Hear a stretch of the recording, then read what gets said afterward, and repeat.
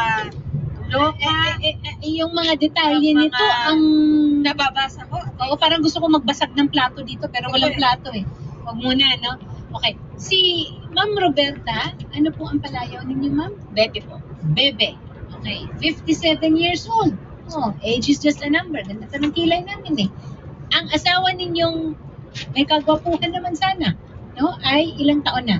60. Kasi 60 lang niya. Kaka 60 lang, si Sir Rolando de la Cruz. Kasal kayo?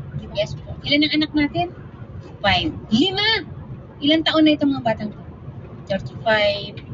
May mga sarili pamilya niyan. 35 ang panganay, ilang taon ang bunso? 25. 25. So makatuwid pa yung mga sarili buhay na nila. Kung kailan sana na kayong dalawa na, di ba?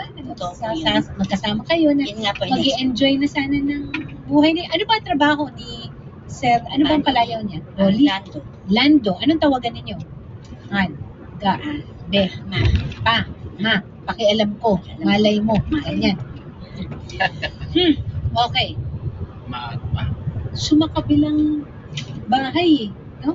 Sorry? Tawang-tawa ka dyan sa binabasa mo. Sandali lang. Nag-ano pa ako. Nagtatanong pa ako dito. So, itong si Lando ay maayos naman sana. Opo. No? Oo, maayos. Gano'ng katagal na kayo nagsasama?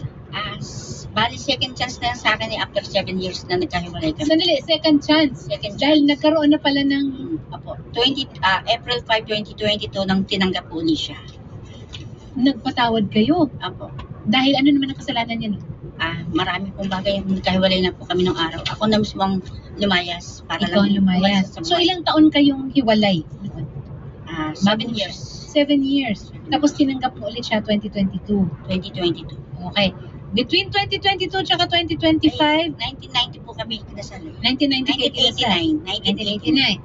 1989. Nagkahiwalay kayo 2015. 2015 to 2022, maraming naganap sa buhay, pero nagkabalikan kayo, nagpatawad ka ng 2022. 2022 hanggang 2025, maayos naman sana ang pagsasama nyo, hanggang sa dumating ang panahon na nahuli mo na naman siya. Yes po. Kailan mo siya nahuli? September ng kanyang 68 niya.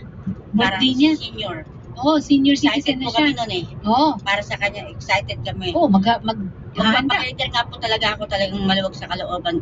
Kaya lang, sinabi niya is, nagbago yung isip niya, doon na lang daw, magbigay na lang daw kami ng 20K doon sa clubhouse. Yung pala, ang nag-prepare mismo, yung kabit niya ngayon.